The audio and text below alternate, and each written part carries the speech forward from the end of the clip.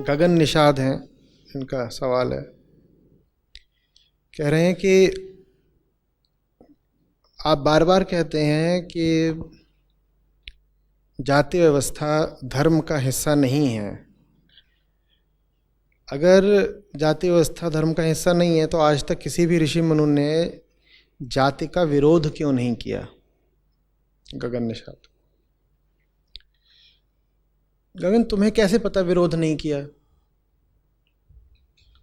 ऋषियों ने जो बातें कही हैं तुमने कभी पढ़ने की मेहनत करी क्या? पहली बात तो तुमने पढ़ने की मेहनत नहीं करी। दूसरी बात, बिना पढ़े ही तुम में इतना आत्मविश्वास है कि तुम जानते हो कि विरोध नहीं किया।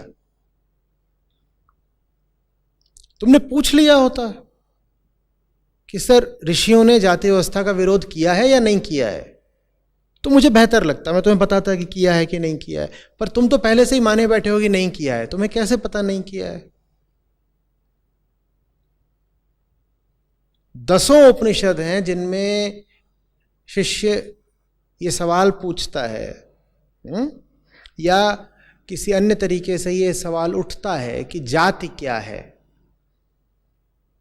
और उपनिषदों के ऋषि साफ बताते हैं कि जाति कल्पना मात्र है, भ्रम मात्र है, आत्मा भर सत्य है, बाकी सब मिथ्या है, देह मात्र मिथ्या है। आत्मा की कोई जात होती है क्या?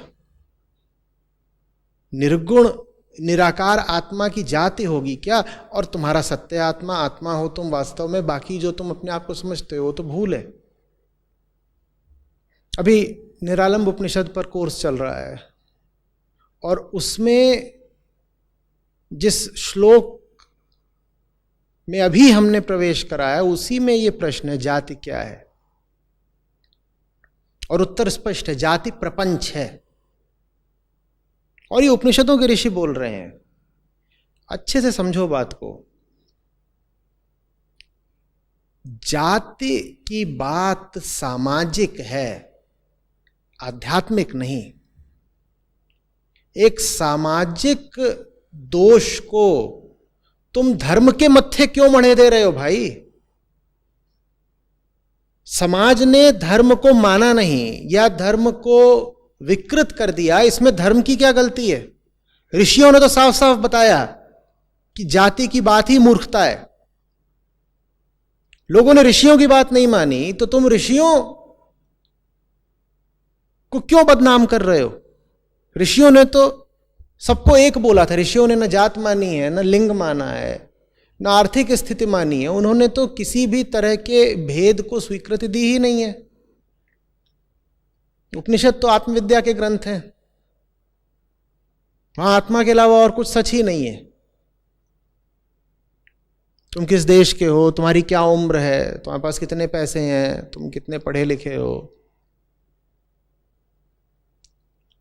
रूप, लिंग, जाति, वर्ण, एकदम नहीं, एकदम नहीं। अरे भाई, जब देह को ही कह दिया गया कि ये पहचान बनाने की चीज नहीं है, तो जाति कहां से पहचान बनाने की चीज हो गई? जाति तो जाति है। यहां तो देह को ही कह दिया गया कि तुम इससे भी पहचान मत बना लेना, देहाभिमानी मत हो जाना।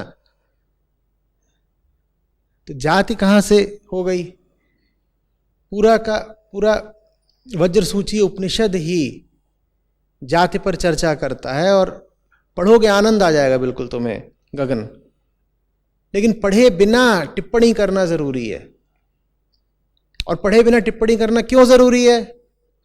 ताकि तुम शोषित कहते रह सको अपने आप को कि साहब हमारा तो धर्म ने शोषण किया है।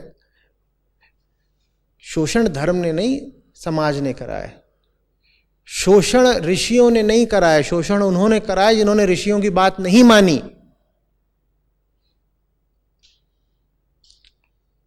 बात समझ रहे हैं? इसी तरीके से इससे मिलता जुलता ये सवाल।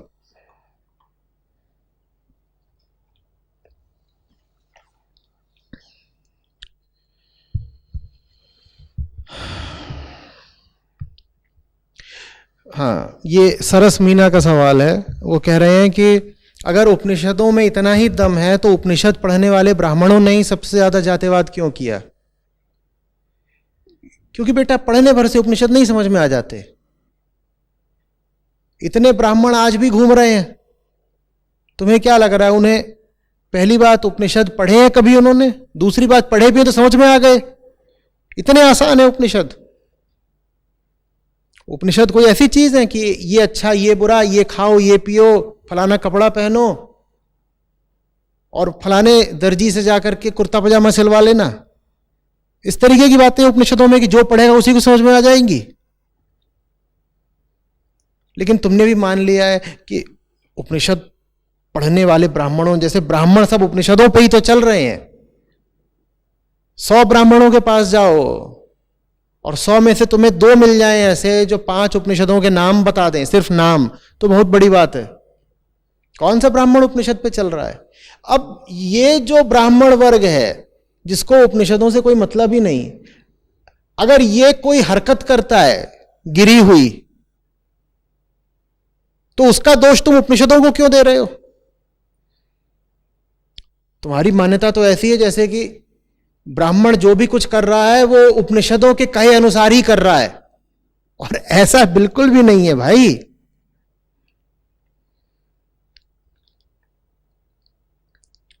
मेरा भी विरोध करने में सबसे आगे कौन रहते हैं? ब्राह्मण ही रहते हैं, क्योंकि मैं बात उपनिषदों की करता हूं।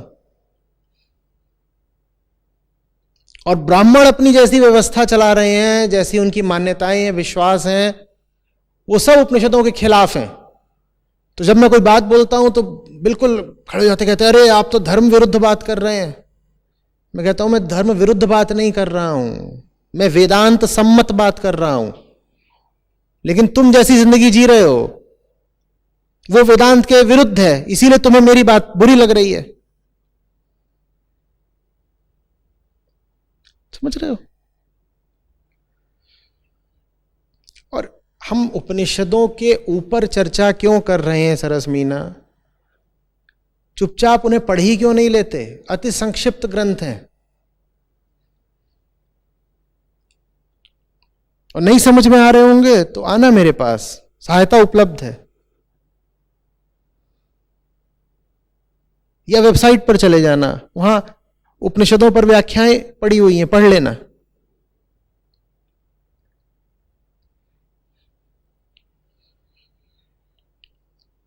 लेकिन मूल ग्रंथ पढ़ने की जगह टीका टिप्पणी, बहसबाजी, व्यर्थ चर्चा, ये ज्यादा करनी है।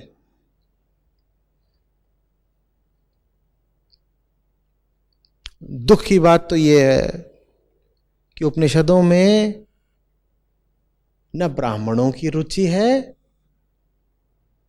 न दलित वर्गों की, किसी की रुचि नहीं है।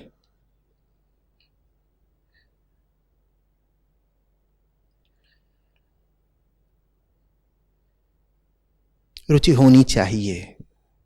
जिसकी रुचि उनमें हो गई वो जिंदगी में बहुत आगे जाएगा।